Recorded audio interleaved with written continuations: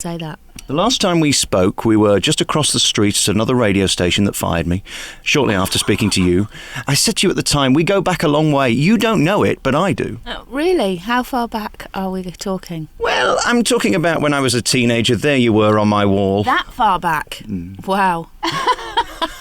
The thing is, you've got it, haven't you? You're just sexy and everybody loves you. And more so since the last time we spoke, you seem to have had this comeback where everybody wants to talk to Coleen Nolan. Are you glad to be here?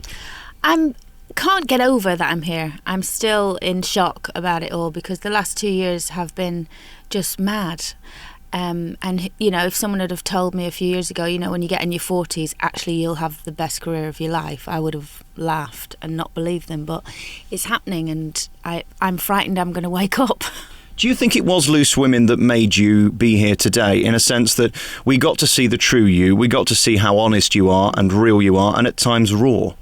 Yeah, definitely Loose Women have played a massive part in my career, obviously. And on a business front, a change of managers helped greatly as well. It must be difficult being a star in show business because you're only as good as the people who are representing you and the advice you're given. You must be offered stuff that you don't even know about, and therefore the people who are turning it down are actually determining your success. Yeah, I think that's what was happening before. And also you meet a lot of people who promise you the earth and then sit in their office and wait for the phone to ring. And of course it doesn't ring. You have to phone people. And I'm very lucky that a couple of years ago I met a chap that... to be honest, has turned my life around. It's odd, isn't it? Because most people, especially women in their 40s, are finished. Well, that's the thing, and especially in the industry I'm in, and actually, yeah, women in general, you know, they are kind of told that when you get in your 40s, you're washed up and forget it, and you're not sexy, and you can't do this, and you're not good looking enough. And what's been really nice about my career kind of taking off in my 40s, I've met so many women that have said, you know, you gave me the incentive to not give up and to get out there and do it, and that's brilliant.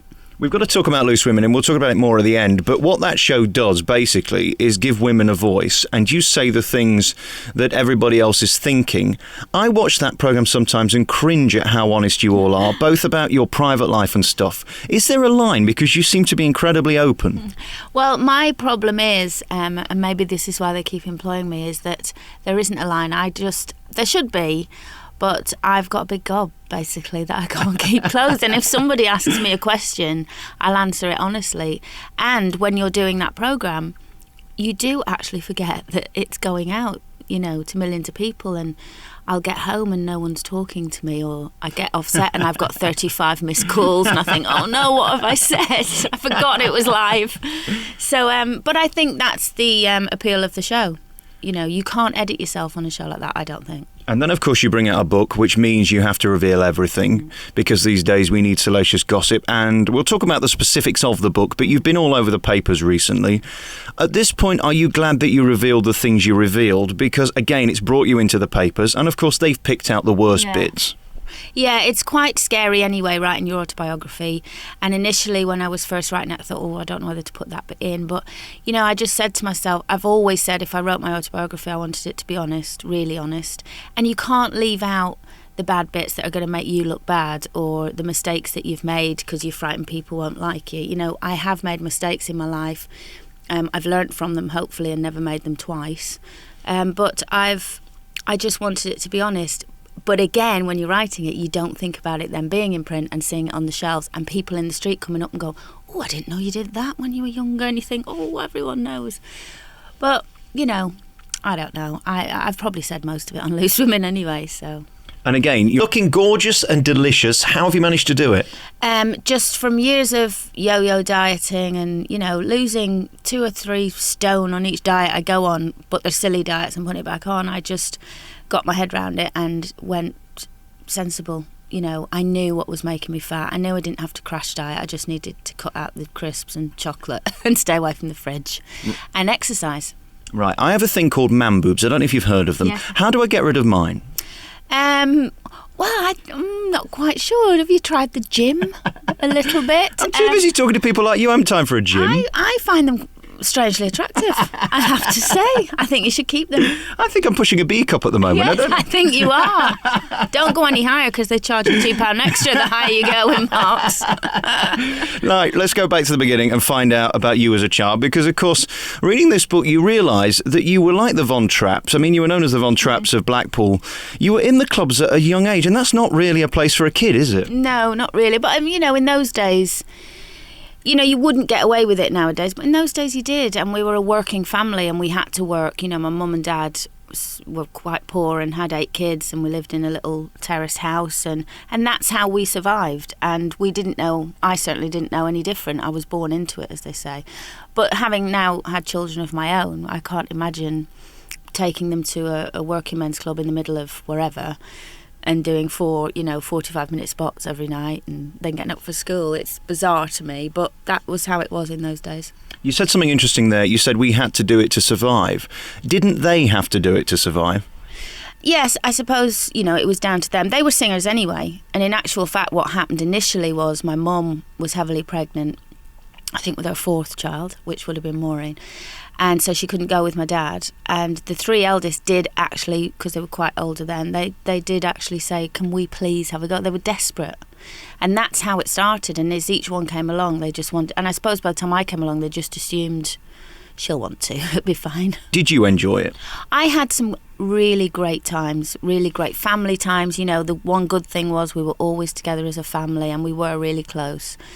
I mean, we had terrible rows and stuff, but considering we were together 24/7, the majority of the time I had a great time. But looking back, some of it I hated. I wanted to be a kid, and I feel that I never was, really. All I know about clubs, and I've done quite a few of them in my time, is they're grotty and they're dirty, and your dressing room's smaller than the studio we're sat in now. There's nothing fun about it other than the 2 minutes you get to sing, and the possibility is somebody's going to throw a cabbage at you. It's not a glamorous world, is it? It's definitely not a glamorous world, and they always said, when you get into business, if you want to go into show business, you should do a circuit at the clubs first. Because it's tough, and like you say, the dressing room, you can imagine with 10 of us in them, they were tiny.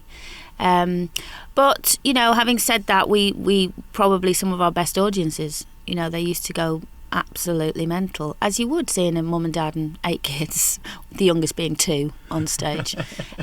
So yeah, there was a lot of I didn't like about it, and we had good times as well. Were you ever booed off or were you ever paid off? No, actually. Were you? Many times. I hate to bring that up, but I think they'd be really harsh to boo kids off the stage. And unlike yourself, we were good.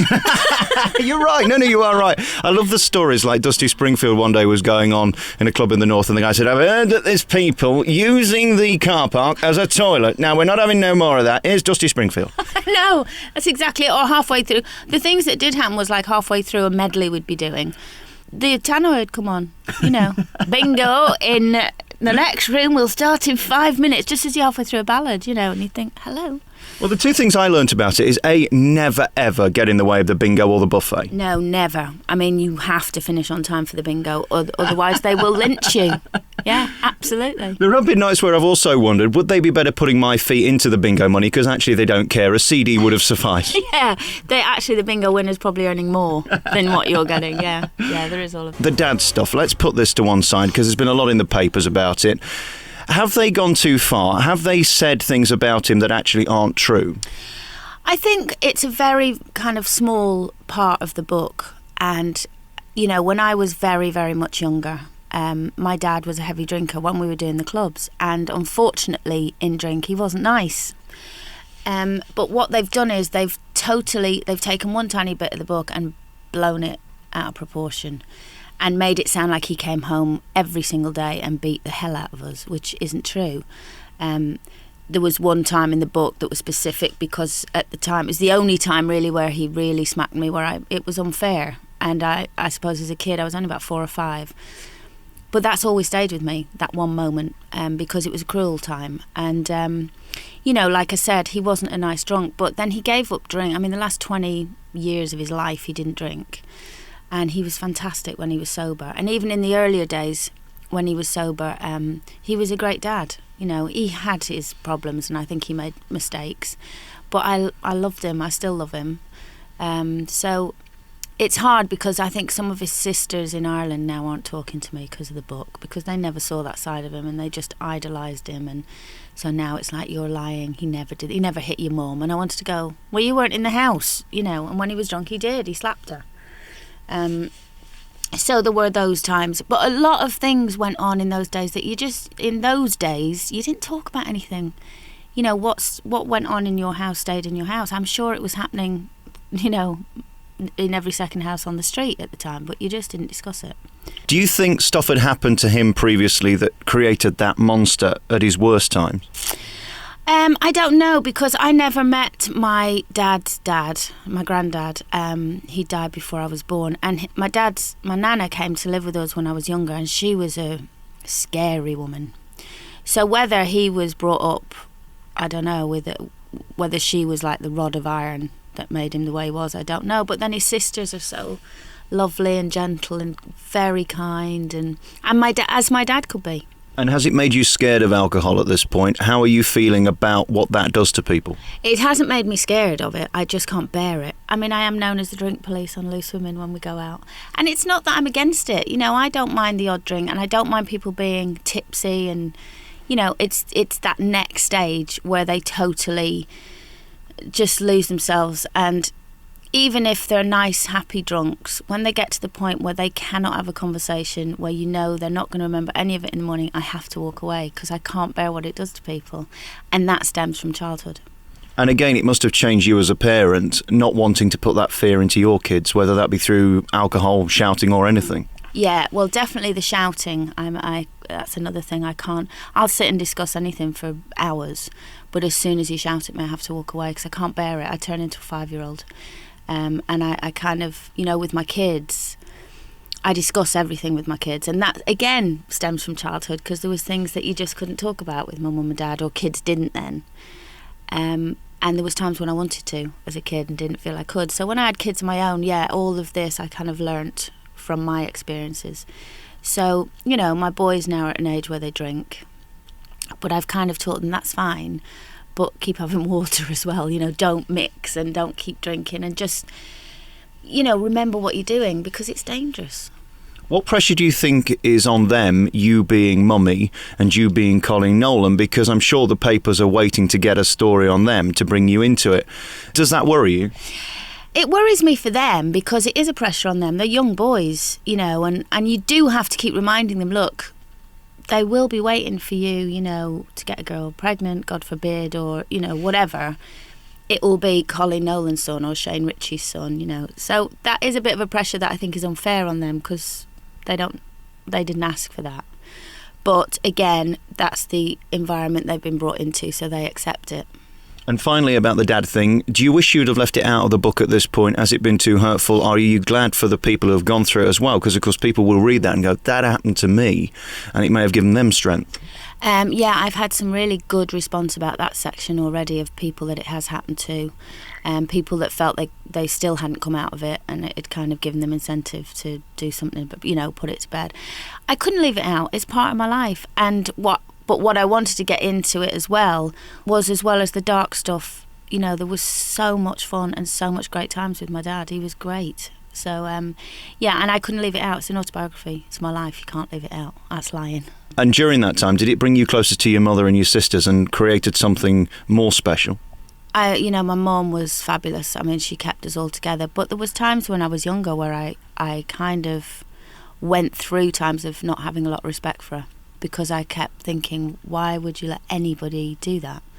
And, you know, I said to her, why don't you walk away? But she had 8 kids and no money. And in those days, you didn't walk. If you walked away, you were the bad person. Whatever your reasons were, you broke up the home. So she didn't really have a choice. And then when my dad died, you know, the only person he wanted in the room holding his hand was my mum. And it really choked me, because I thought that's why they stayed together, because underneath it all, they loved each other.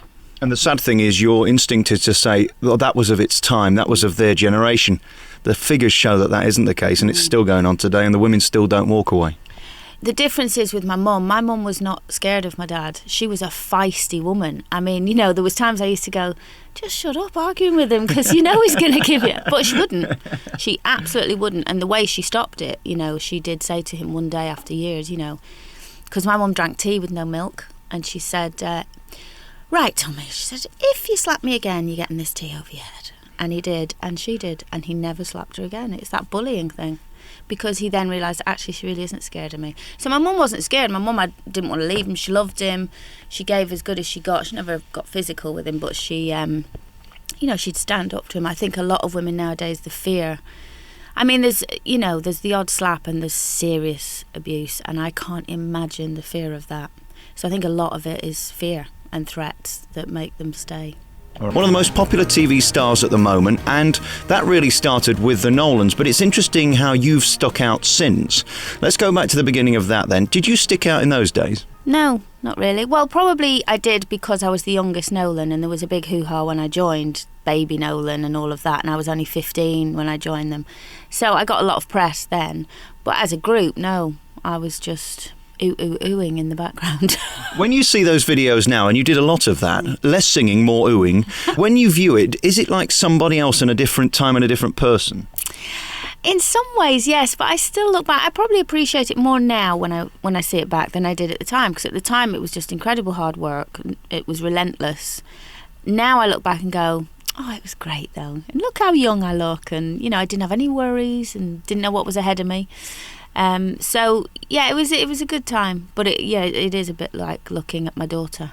And again, you weren't big stars over here like you were in Japan. You weren't bad over here, but there it was like Beatlemania. Why did that happen, do you think? I think in Japan they're really, really family orientated, and they haven't got really any Japanese kind of all singing, all dancing families. So I think that was a major point for us, that they just couldn't get over that we were all from one family. I was only 15. Our fan base over there was probably 12 to 16, whereas over here it was kind of like 8 to 80, it was right across the board. But yeah, they went absolute. I mean, we were number one over there in all the charts, international and domestic charts, before we even got there. So it was mania when we got over there. It was fabulous. But again, I didn't appreciate it at the time. I did a little bit, but I spent most of it going, oh, I just want to go home. I'm so tired. Why didn't you get involved in the drink and the drugs and all the things that the 15-year-olds today get involved with when they get fame? What has changed that if you want to be a star today as a kid, you have to go off the rails? I think I was in a family group, and I was youngest with sisters some of whom were a lot older than me. They'll be pleased to hear me say. So I think your family always keep your feet on the ground. Our dad was our manager, our brothers were with us. So we never went off. I mean, we did a bit, God, we did drink. I will say that at that point, after the show every night, and us and the band would just go wild. But I know we never got into drugs, or I didn't even know what drugs were till much later on. But I don't know why it is now. I think because fame seems to come massively, very quickly now. For me, what I was doing at that age, I'd been doing since I was 2. Yes, it grew onto a bigger scale, but it was something I didn't know any different in life. People go, what was it like becoming a pop star? I don't know, because I never had that moment of singing in front of a mirror with a hairbrush going, one day I want to be a pop star. It's just something that fell into place. So I think from going from a normal kid to all of a sudden worldwide, adulation must be a lot to take off, especially if you're not surrounded by family. And then you turn 15 and suddenly boys are interested in Coleen Nolan. I know there's been talk in the papers and again in the book, obviously, about your first pregnancy. How did that happen and why did it happen? My first pregnancy was my very first love of my life. And he was the keyboard player in the band. And just, I don't know why it happened. I was just turned 16 thinking I knew it all, and obviously didn't, and was too shy and embarrassed certainly to talk about contraception, and in that mode of, well, it's my first time, it won't happen to me, all of those things, and it did. And unfortunately it was at a time when we were just on to our second or third big hit, and we had that reputation of the Waltons, and I thought, I'm going to ruin all of their careers. I've only just joined and I'm going to ruin their career, and I'm going to devastate my mum and dad. And I just thought, I can't tell anybody. I have to sort this out myself. It's my mistake. I have to sort it out myself. And luckily he was great as well, Robin, and he helped me. And we did, and people say now, do you regret it? I regret it happened, but I don't regret the decision I made at that time. It was the only decision, as far as I was concerned, that I could make. However, I've never made the same mistake twice. What is interesting when you watch Loose Women and you see the debates about teen pregnancies, I notice you have sympathy with them because you can understand how that can happen. We talk much more openly now about everything. Nothing seems to be as embarrassing. There's adverts for condoms, and there's adverts on telly about catching diseases and all of that. But ultimately, a 15-year-old girl still has that shyness, still has that, I don't want to look like I don't know what I'm doing. That doesn't change. You can throw all the adverts in the world at them, but the actual mentality of a 14 and 15-year-old is the same now as it was when I was 14 or 15. So I think that's the problem, and I understand how they can make mistakes. Did you confide in any of your sisters, or was it just between you and him? No, it was just between me and him. I didn't confide in anyone because, I knew if I confided in one of the sisters, they would feel I need to tell someone, because if something happens, they're going to blame me, and I didn't want to put that pressure on them. And I was scared that they would tell someone. And how old were you when you finally revealed it? What date was the book out? For some of them, it'll be the first time in the book. But no, it was only a few years ago, after I'd had, my kids and marriage and all of that. Yeah, no, I didn't. It was many, many years I kept it a secret, and I never ever told my mum and dad, and I never would have put it in the book if my mum and dad would still been alive. There's just some things you don't want your parents to know. Is that why you've waited till now? Selfishly, yes. I wouldn't have even contemplated writing a book while my mum and dad were alive, because there will be things in there, and I don't even mean things, the termination, would have killed them, and I don't think I'd have spoken about my dad as in-depth as I did if he'd have been alive, because it would hurt my mum as well. In fact, I wouldn't have written the book. But even stuff that's happened, with my marriage to Shane, it just would have upset them, and I just thought I just couldn't have done that to them. And then one of the most famous divorces ever. You kept a very dignified silence up till recently in Loose Women about Shane Ritchie. I think it was nice eventually for us to hear your side, because he seemed to say a lot and you didn't say much at all. Initially, no, I didn't say anything at all because of the boys. And, they have to go to school and get the mickey taken out of them by mates or whatever. And it's not nice to hear your parents slagging each other on the telly. However, they are now 20 and nearly 17. So I'm not quite as protective as I was, because they can handle it. And they know everything, and everything that's in the book, the boys know. I've told them that so that it wouldn't be shocking for them. I didn't want them to read it and be shocked. And I still think even in the book, I've been pretty kind. I haven't, I've stated the facts, but it's not and Shane's this and Shane's that, because ultimately they are his children, and there's nothing worse than hearing your parents slag each other. But yeah. I've interviewed Shane a couple of times, and the one thing I know about him is he's exceedingly talented. I saw him in Greece probably, 15 years ago, and he just stole the stage, as he always does. He's incredibly loud and funny and charismatic, and I can see why you fell for him. That presumably wasn't difficult. No, absolutely not. He is Alfie Moon, actually. When he got the part in EastEnders, I thought, I married Alfie Moon. That is exactly him. He's a lovable rogue. He would get away with murder. Like you say, incredibly talented. Charm personified, that man. But there is that other side as well, that there's a massive ego that needs feeding constantly, and actually probably a lot of insecurity underneath that bravado. So, when you're married to someone and you see them 24/7, you see all the other aspects of them. There's gonna be an ego in all of us, or we wouldn't be sat here wearing headphones. At what point did it become too much with Shane, and what was the moment you thought, I don't think I can take any more of this Shane Ritchie? Well, when we were together, what was good is that I always kind of brought him back down to earth, because obviously, he's getting a lot of work, a lot of adulation, and he did the adverts he was doing at the time took off, and so, when he'd come home and try and be I'm Shane Ritchie at home, he just didn't get away with it with me. But he liked that, because it was like, oh yeah, I forgot where I was for a minute. The point where it became too much was the point where I found out he was having an affair. And that destroyed it, really, because I when I first found out, I thought, okay, this happens a lot. I'm not willing to throw our life together and bring our kids from a broken home for one mistake. And I was willing to kind of forgive, and we'd get counselling and all of that, and I would have forgiven him when I found out. But the problem was then I found out that it never ended, and that's when I just thought, I can't stay. I don't know whether somebody said this to you before, but I wasn't surprised when I read that story, not because of him, but because of his lifestyle. Theatre is a very intense place where you become very lonely and you've got naked people around you who are getting changed, and suddenly you're in the pub after the show. It's a difficult environment and lifestyle to be dedicated to one person, isn't it? Absolutely, and especially if you're the type of person that Shane is. And at that point, not only in a theatre, it wasn't even that he was feeling lonely, you get them throwing themselves at you. You know, they did it when I was there. You know, I'd be at the stage door with him and girls would come up and put room keys in his hand next to me and say, I'm at this hotel, meet me later, you know. And yeah, absolutely, I understood all of that because I'm in the same business. And I could kind of cope with all of that, and we used to laugh about it. What I couldn't cope with was the one girl and the one affair that had gone on a long time, which was the out and out lies, hurtful lies. Because I used to say to him, you know, we've been together a long time, please like me enough to at least tell me what's going on, because I'm going insane. I really thought I was going insane. And he used to swear on his life and say, no, there isn't, and it's you're mad, basically. Because he didn't want it to end. He didn't want me to leave. He was desperately scared of losing me, but he didn't want to give up his other life as well.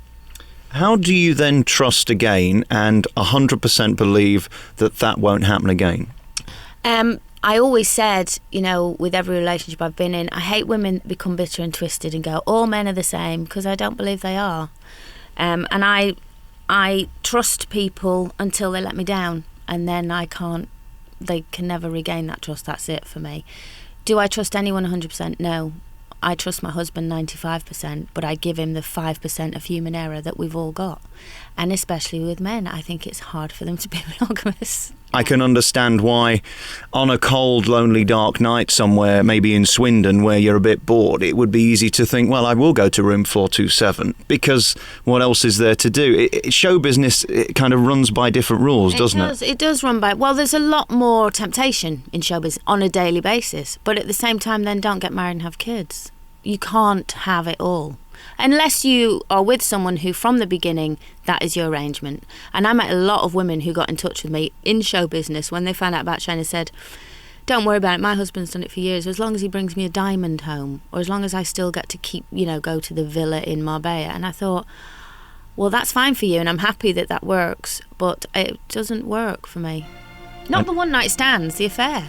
I could cope with the one night stand. It's just the affair. Loose women, let's talk about that. I love that Jane McDonald. How's she doing? Oh, she's great. Jane is fabulous. But I thought it was me you loved. Well, I do. No, I love you. Now we're at the end. You're revealing your true feelings. There are different types of love, remember? Oh, there is, yes. On different days, yes. Do you enjoy it? I mean, you go on there and you talk nonsense for an hour 5 times a week, and it's just a fun show that seems to have taken off. I look at your calibre of guest and think Bette Midler's willing to come on there. Dame Edna's willing to come on there. You're up there with Parky. How is that possible at 12:30 on a weekday? Do you know what? We are so stunned ourselves, and especially in the last year to 18 months. We had Whoopi Goldberg on last week, which was just incredible. We're just amazed as everyone else. I think the show has just found its niche, and it's found, you know, people at home who can relate to one of us on the panel. We talk about everyday life, everyday problems. You've got Carol, who's, you know, politics mad and wants to just... I don't know what she wants to do with all the politicians, but it's not nice. And then you've got me, who hasn't got a clue about politics, but that's the same as people at home. Yeah, I think it just works, and we get a lot more men now actually going, don't tell anyone, but I actually watch you every day. You know, it's a good fun show to watch. It's for women. For men, it's like being able to come to a girls' night out and find out what we actually do talk about, which 90% of the time is slagging you lot. It is interesting, and I do learn a lot, and I learn how to get round you to make you think that I'm smarter than I really am. Yes, we do give away a bit too many tips for you men, yes. Now, you're sat there on that side of the desk, and I'm this side. Would you rather that be reversed? Because, of course, you're the interviewer on the programme. I know you talk a lot about yourself, well, because you're very important, but would you rather be asking the questions than answering them? I like both aspects of it. I'm probably more comfortable being interviewed than actually interviewing. It depends who the guest is. As you know, you can get some guests that it's like pulling teeth and they go yes and no, and that's as much as you're going to get out of them. Not like me, who never shuts up, really. But yeah, and also I'm the problem with me is that halfway through some of the interviews I get bored because I think I'm not bothered actually about you. There's 4 of us there. I mean, it's hard for the guest because there's 4 of us and we get 6 minutes with each guest. They don't get a long time on our show, unfortunately. So it's hard to get all of that out of them. But the ones that come on and just go absolutely mental and talk about everything, and possibly at the end remember that they're on to promote their book, which they get in the last 5 minutes, they're always the better guests. And it is scary. I mean, it's scary to do any interview, but to come onto that show and sit in the middle of us 4, I mean, men visibly shake when they come, seriously shake. They all come on going, oh, I'm really scared. It's weird, so it is quite hard for them. But yeah, if they haven't really had a life, it's tough 6 minutes. And your dream panel of 4 is? I do actually love all of them. I think the ones that work, really gel, we know each other inside out, are Jackie, me, Carol and Jane. I love Jackie and I love Andrea, they're great. But I loved Kay Adams when she did it. I think she's a master at that job. Jackie's going, from what I understand. Is there any chance Kay will come back, or has she moved on? I'm on a kind of campaign to bring back Kay because I love her, and I do think she's a master at what she does. She can cover every spectrum. You know, we could have the Prime Minister on and Kay could take him on, whereas the rest of us, I'm not sure we could. Or she could have a comic on and be equally as funny. She's just a clever woman. She kind of made it a bit more sensible. I think you've gone more silly, and I don't know whether that's worked for ratings more. I totally agree with you, but I think on some days we've gone too silly, and I think what sometimes can be, for me, we are middle-aged women, and sometimes it's not funny to see 4 middle-aged women prattling on. You know what I mean? I don't want us to go too silly. I think I always used to like when Kay was there, we'd have a serious topic and then be silly, and that was a good balance. But some days at the moment everything's silly, and I think, I do feel a bit. You've kind of got to be entertaining, and you've got to fulfil the ambition of the show, which is to be still popular and award-winning, and that's tough day in, day out. It is. And the corpsing thing normally is something that's not funny because it's not even something we said. We're just tired on certain days, and sometimes I just look at Jane, or she looks at me, and we laugh. And she's very professional and can hold it together. I can't. Once I go. So I might get the camera off me because I can't get it back. I just can't. I'm rubbish. Thank God for Sky Plus, because when you get boring, I can fast forward and then find a good bit. Yeah, that's what I do. And I just stop at your bits. Because the thing about you is you're talented, you're gorgeous. This is like my first opening, isn't it? It is. I've mentioned your bits quite often. You have. You have a thing about my bits. We haven't had a chance to talk about Dancing on Ice, and there we got to see you in all your splendour, in leotards and tight things. We did. We got to see my dinner on some occasions, actually. Yes, that was very challenging, very scary, and I'm still quite traumatised.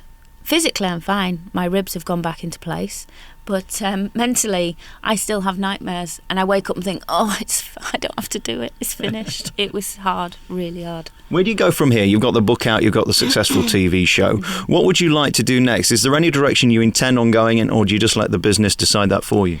You know what? I've never had a direction. I've just always see what happens the next day. So I'm just going to keep that, because I think the day I start going, right, I want this and I want that, is the day it'll end. So I'm just happy with what the day brings at the moment. Coleen, I love you very much. Thank you for coming and talking to me today. There must have been somebody more interesting or important you could have talked to. Never.